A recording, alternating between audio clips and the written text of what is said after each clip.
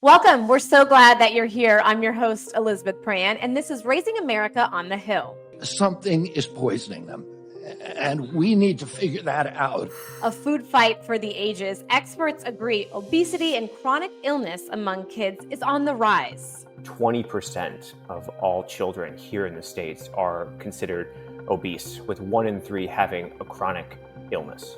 So those numbers are staggering. And so to me, it's what we feed our kids is a direct connection or correlation to their health outcomes. But there's a disconnect on the source. I need to kind of push back a little bit.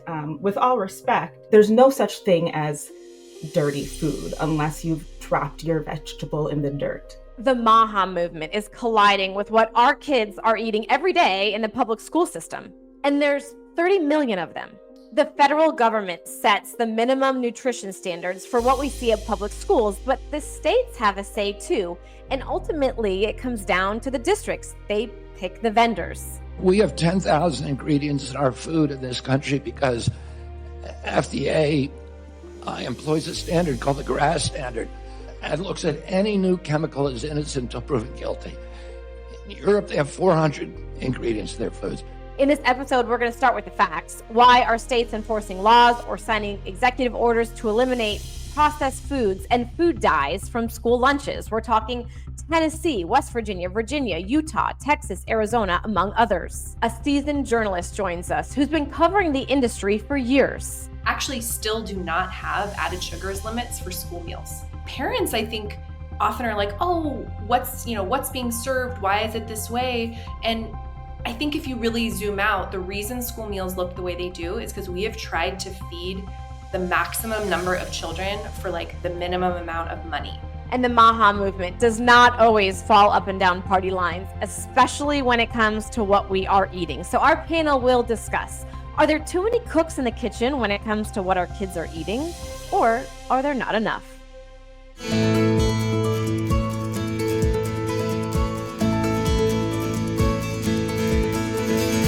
Joining us now is Helena Bottemiller Evich. She's the founder and editor of Food Fix with a decades-long history of work at Politico, where she's covered food issues and the government. So this is no stranger to you, right? Thank you so much for joining us.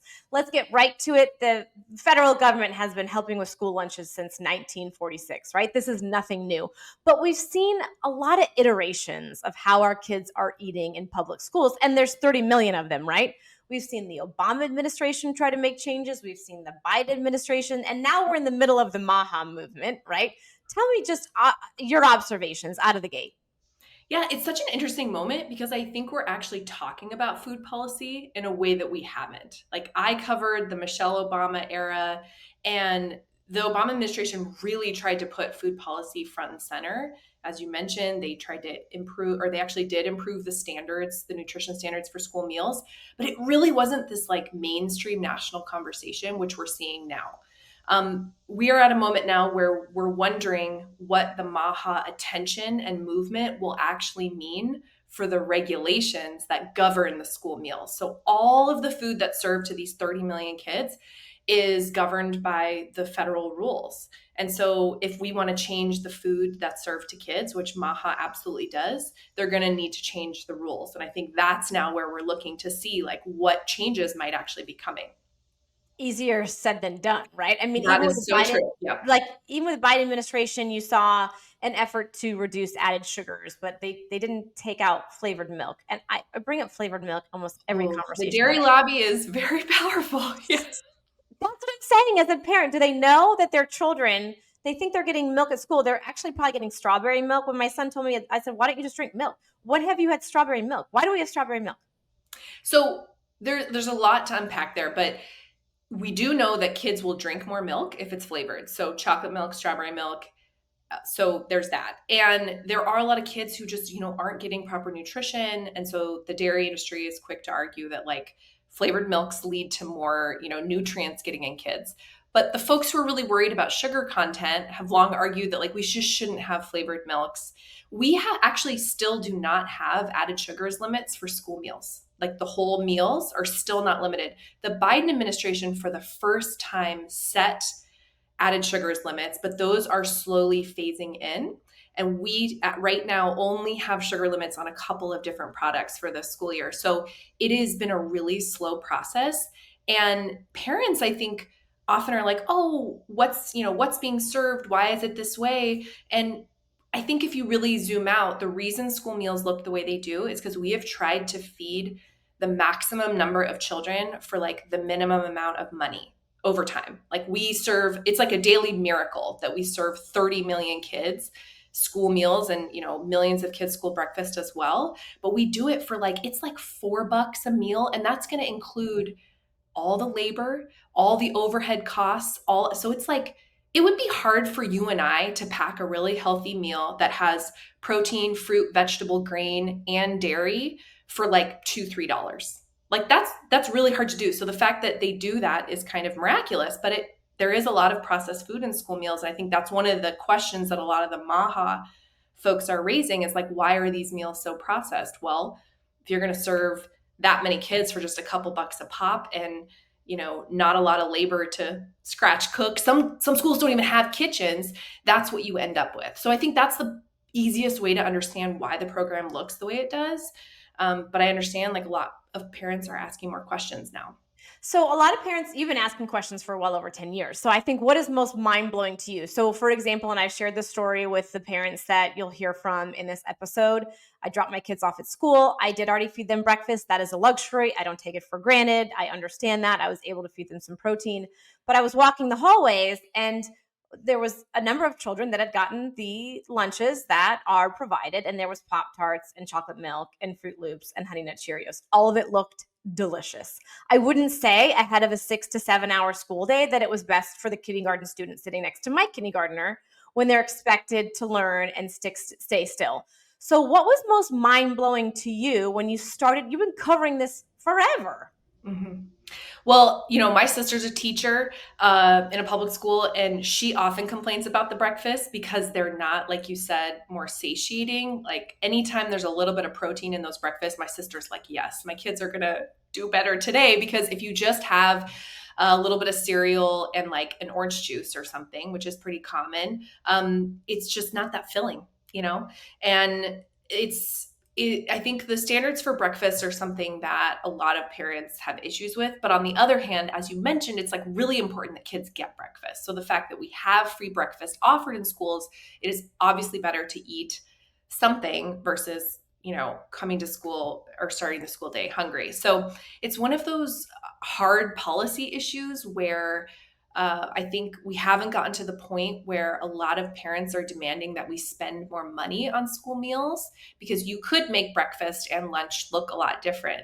And I will say it varies a lot school by school. I actually dropped my kid off at public school this morning, and they had bagels with egg, and I think there might have been like a meat on it too. So it was a little bit more filling than cereal. So it varies a lot. And the leader at your school level or your district or even your state can have a big impact on what those school meals look like. And it really is locally driven. So I looked at a study, I believe it was a School Nutrition Association, and it was a survey, and 97% of meal program directors basically said that the cost of food was a challenge, labor was a challenge, resource was a challenge. Some people have local resources, some people have more involvement.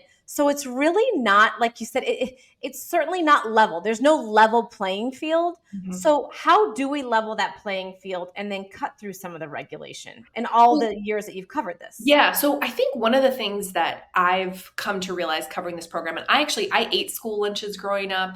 Like, I'm very familiar with this program. I love covering this program because it's so important.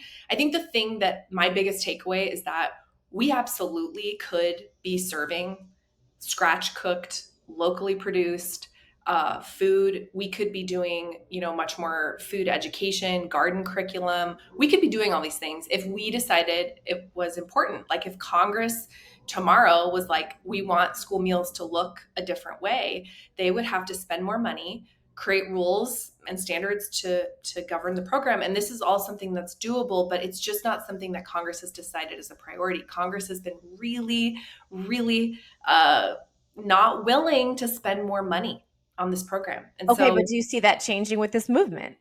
Well, I think that's a really interesting question. I think you would have to see Republicans, because right now that's where MAHA's part of the Republican base. There's been this alliance, right, between Robert F. Kennedy Jr. and Trump, and it's not always going smoothly. I don't know if you got into that with the other panelists, but there isn't, they don't necessarily agree on everything, right? So I think traditionally you see Republicans be much more deregulatory, smaller government. They tend to not want to spend more money on any type of government program, but school meals would be part of that. However, you see part of that base now, especially made up of parents saying, wait a minute, maybe this is an investment, right? Maybe this is a way to try to reduce chronic disease long term. Maybe this is a way to save money over the long term if you really try to focus on changing what school meals look like.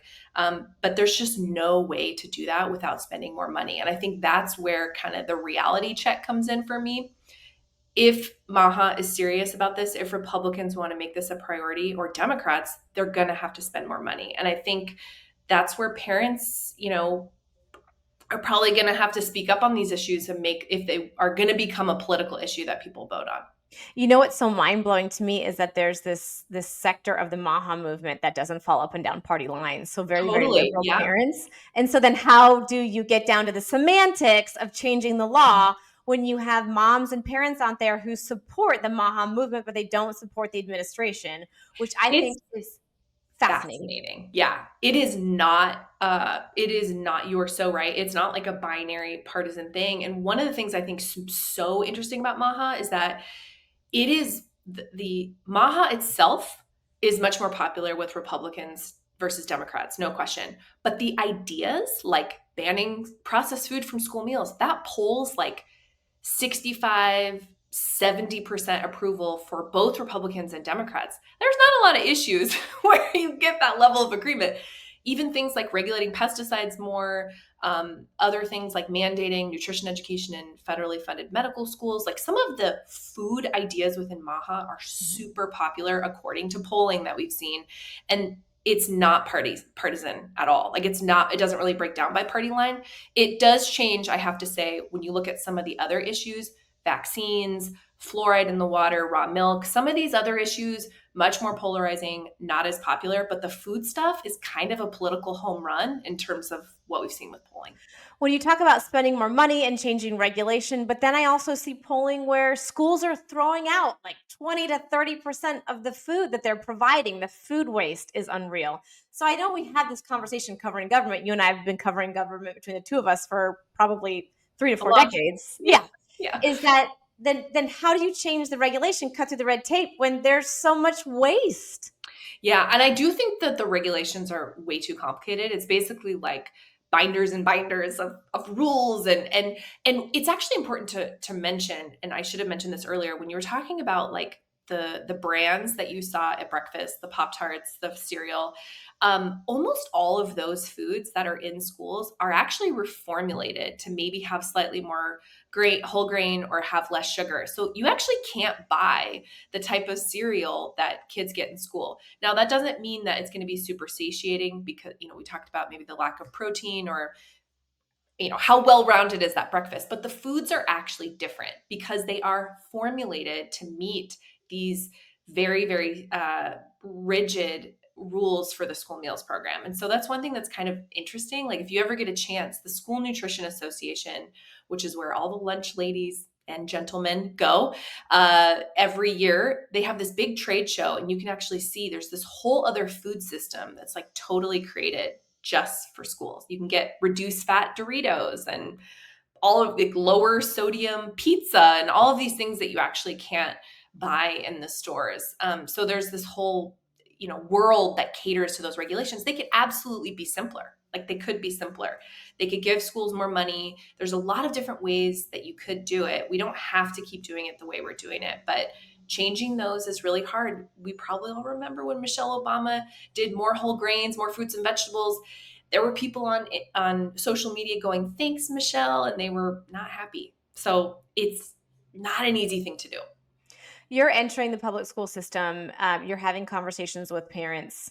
What's the pulse? What are you hearing? What are you feeling? Like you said, there's so much that we don't know. I did not know that some of the food was adjusted when it enters into the public school program. So what do you want parents to know? What's a big takeaway?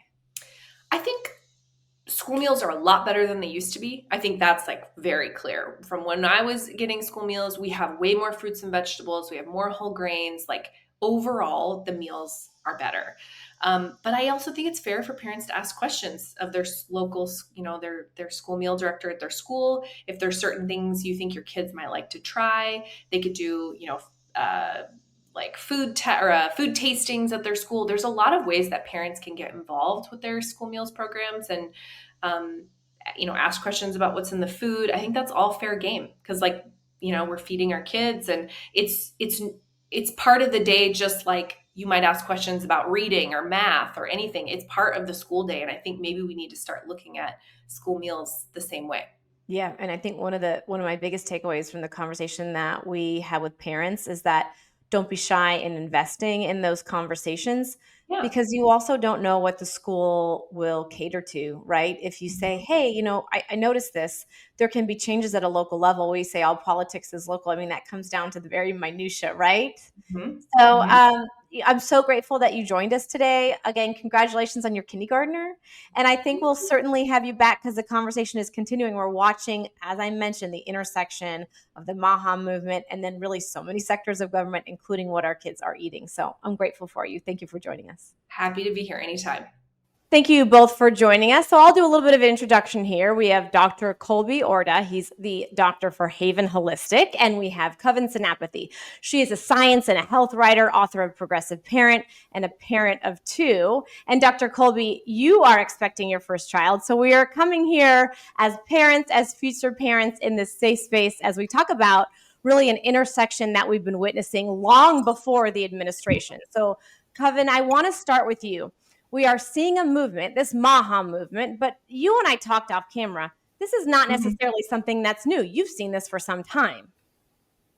Right. So the MAHA has kind of morphed in a few ways over the years, but a lot of their core ideologies and rhetoric and even strategy of the leadership have kind of remained the same throughout that. So now this ideology, or at least the folks in the White House, go under MAHA. But as we talked about offline, there are a lot of well-meaning folks in this country who are worried about chemicals, environmental toxins, and just protecting their kids from anything that could harm them, because you really want your kids, of course, to live their best life. So there should be a lot of empathy there with people with these concerns. But at the same time, I would say RFK Jr., the MAHA moms that we've seen in the news. I saw a headline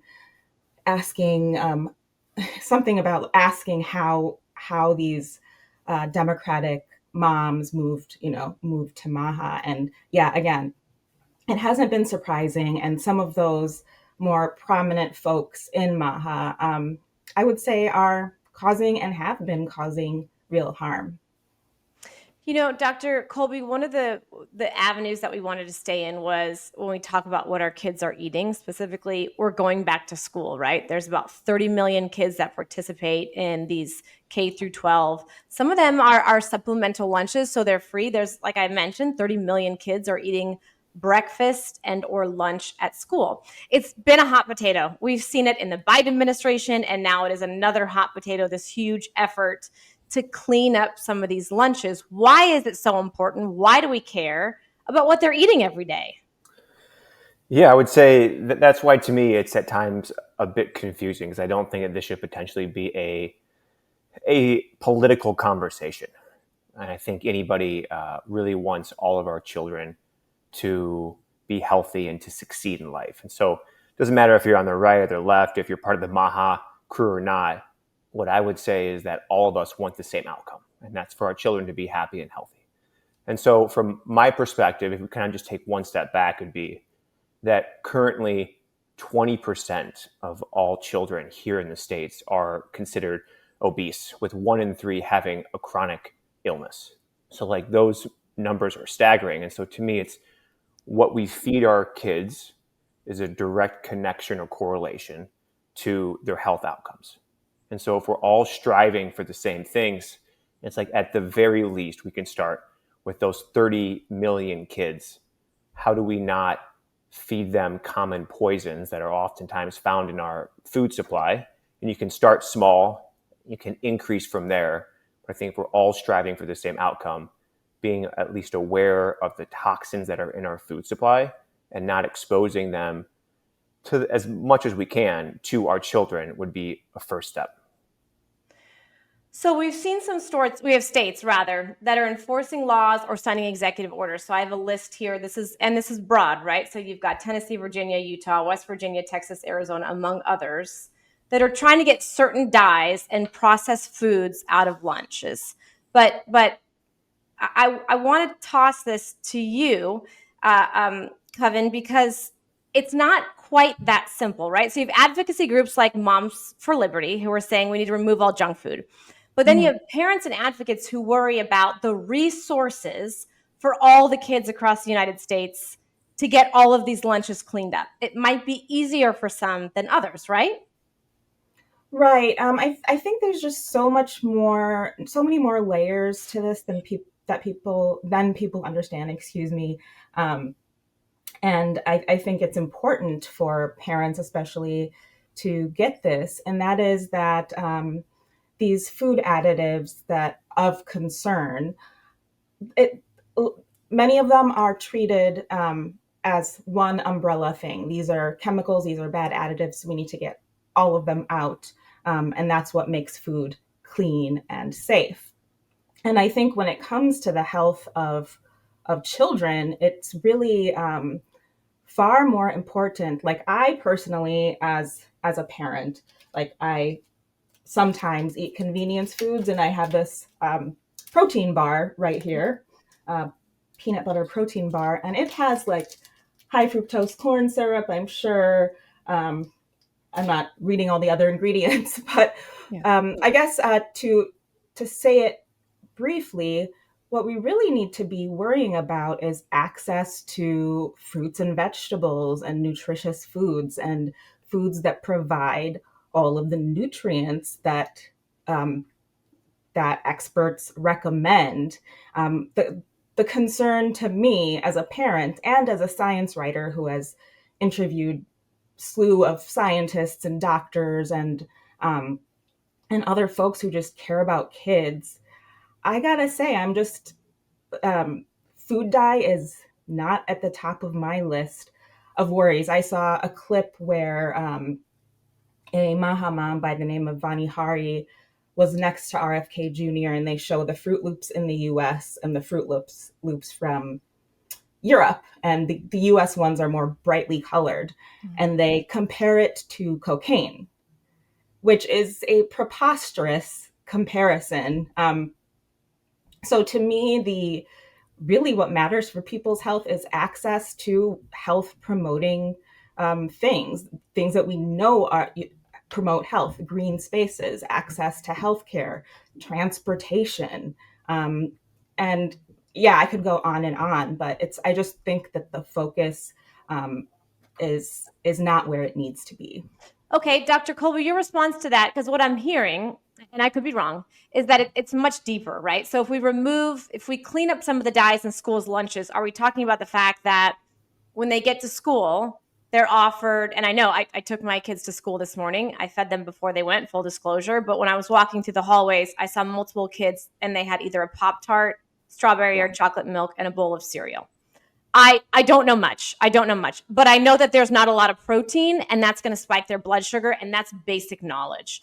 Mm-hmm. So, Dr. Kolby, are we looking at just the minutia with the movement? Should we be taking a step back and saying, I love that you're taking out red dye or blue dye or yellow 5 or whatever it is, but are we looking at the macro view here? Your response. Yeah, I would say if you're trying to, again, create the outcome that I think we're all trying to create, you have to do both at the same time. You have to, because you can't poison yourself into health. Like that's not how it works. And so you have to take out the toxins, and you have to decrease the toxins in the food supply while you, of course, offer options to all of the children so that they can have nutrient dense foods, what I would consider to be whole foods that they actually enjoy to eat, which is also part of the conversation here is the kids have to like to eat the food.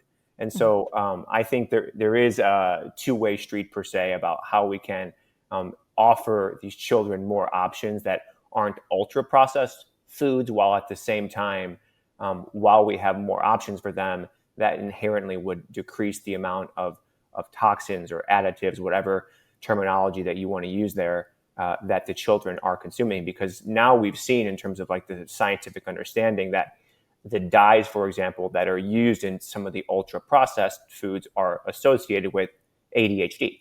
And so now we're seeing that some of these toxins are actually decreasing the children's potential to actually learn at school. So like if you're a teacher, if you're anybody that wants a child to learn, like I think it would make common sense to take out those toxins or those additives for the ultra processed foods, while we give the children more options that are what we consider to be more whole foods.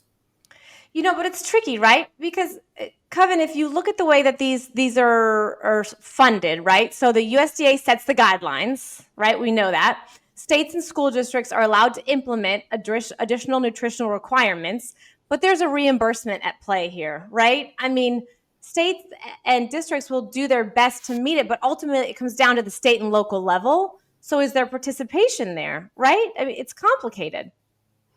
Yeah, I think it is complicated when it comes to the logistics of the lunches themselves, and providing choices of more whole foods, which is certainly important. More vegetables and fruit, more whole grain. But I really I need to kind of push back a little bit, with all respect. And I would say I've covered food science, health, and children for a decade. And I've gone through reams and reams of research. I just covered red dye like a couple weeks ago. And I gotta say, like the food there's no such thing as dirty food unless you've dropped your vegetable in the dirt. Then it's dirty. You need to wash it. You need to wash all of your fruits and vegetables anyway. But this idea that there's a dichotomy between clean and not clean is just not true. Our food is not poisoning us or our children in the way that MAHA ideology is putting it.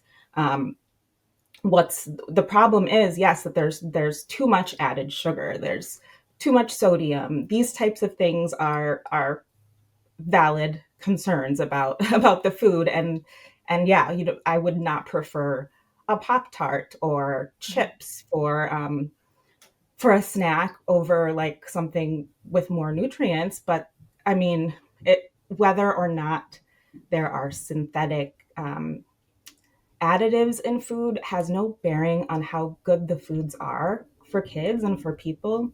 And moreover, you see a lot of this idea that if you cannot pronounce an ingredient, then it should not be in the food. And I mean, that's just completely fallacious. And someone's ability to pronounce something has no bearing on how healthy it is or how unhealthy it is. And you could really break down the components of any whole food, be it a fruit or anything else, and break it down into its components, which will be full of words you can't pronounce. So a lot of these arguments just break down pretty quickly under scrutiny. I want to get Dr. Kolby's response, but what I'm hearing is that there's some fear mongering going on here, just to oversimplify it. And you, as a parent and as a food scientist, don't agree with it. So before I get Dr. Kolby's response, what do you want to see? Because there is a movement. You have our attention. So what now? Right. And I got to correct you. I'm not a food scientist. I'm a food and science and health writer and journalist. I've been working with fact checkers, for years in my work, and so I need to be pretty good at presenting things in an accurate way. And yeah, there's been a lot of fear mongering. People may remember the old Dirty Dozen list, which is still released every year for fruits and vegetables. That's a form of fear mongering. It's just everywhere. If you go as far as babies, the idea that infant formula is inherently poisoning and making kids unhealthy is simply not true. So I could go on and on. Okay, Dr. Kolby, your response. Yeah, I would say then, I mean, to me, in my perspective, of course, is that if food wasn't a major component to the health that we're currently seeing in and across the US, then why are so many children obese or have a serious issue, right? So to me, it's like there has to be some common cause throughout that. And in my experience and opinion, the number one or one of the biggest drivers that we can change in my own health that I've seen transform in the health of everybody that I help every single day is the foods that they consume. So I think it's a huge driver, if not one of the biggest drivers to how you can dramatically transform and improve your health, starting with our kids. Because if you end up with a chronic illness by the time you're 18, the percentages are that you'll have a chronic illness for the rest of your life. So let's do everything we possibly can to not create that environment. And food, in my opinion, is one of the biggest factors for that. Okay, do you think that the movement is it getting lost in politics then? I mean, are you displeased with it? Or do you want to see it continue? What's your take, even anecdotally, when you talk to other parents? Yeah, of course. I mean, in my opinion, any attention on our current food supply is a good conversation to have. And we might potentially disagree about some of the nuance in terms of the conversation about this toxin's bad or this toxin's okay. I think ultimately, again, we're having this call because we're on this conversation. And then now there's been a larger topic of conversation within our culture that how we live our lives, which is what food is. It's a part of how we live our everyday lives. It impacts our health. And currently what we're seeing across the trends of both with our children and with our culture as a whole is that health in the US is not very good at all. Mm-hmm. It's terrible. So when we compare that both historically here in the US, and if we compare that globally to other Western industrialized countries. So my opinion about all of that is the more conversation that we can have and the more in-depth interviews and conversations like this, the better off. You know, Kevin, when we look at some of the numbers, you can't dispute, right? You can't dispute the health of the United States. How do you feel as a parent where you maybe you do, maybe you're pleased with it, but if you want to see improvements and you see the MAHA movement, you can empathize with it, but you don't always agree with it. You know, where are you so torn? So I agree. First of all, also that food is very important, and certainly we need to change the way kids eat. But again, the outsized focus on food dyes or food additives is really distracting from what's really making people unhealthy and what needs to change to help people and children be unhealthy. So none of this is to say that there aren't problematic chemicals used in food and agriculture, but what I am saying is that the things that we have on these no-no lists, for instance, like MSG, food dyes, high fructose corn syrup, are not the problem. There are just a few basic things that the federal government should be doing to ensure people's health.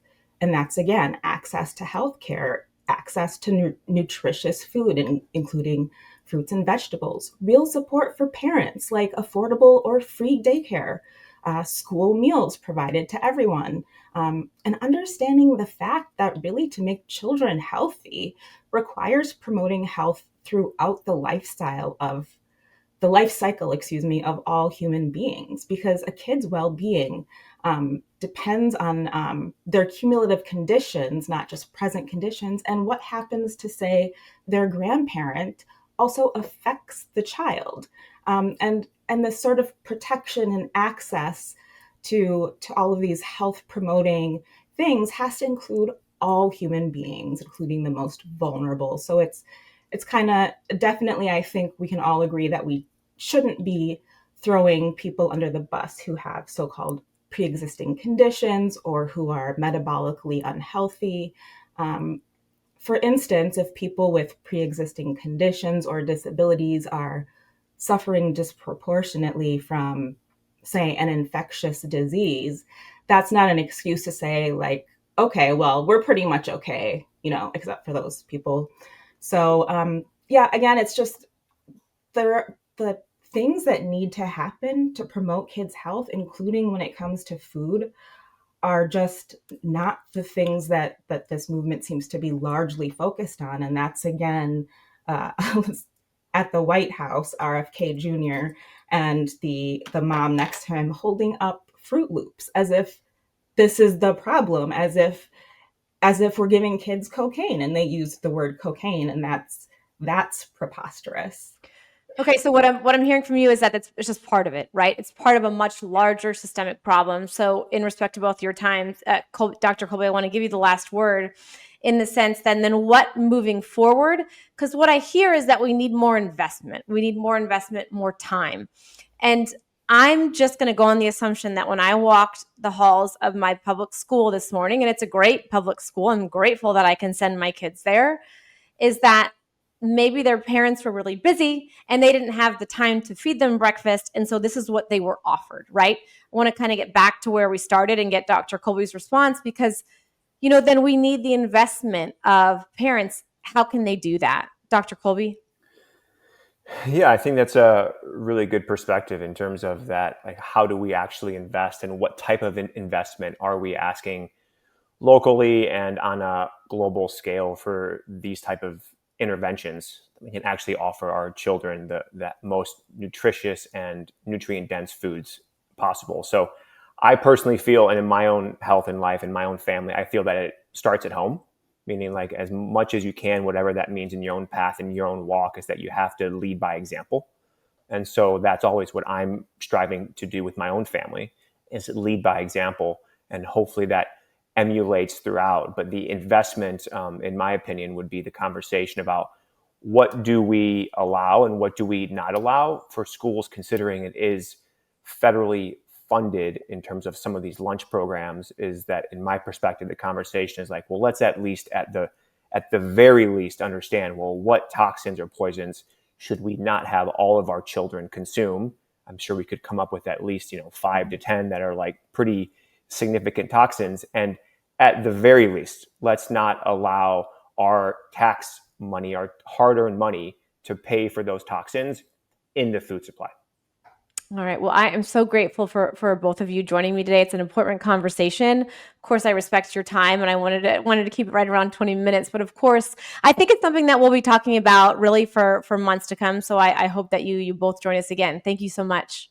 Sure. Thank you. All right. Thank you. Appreciate you.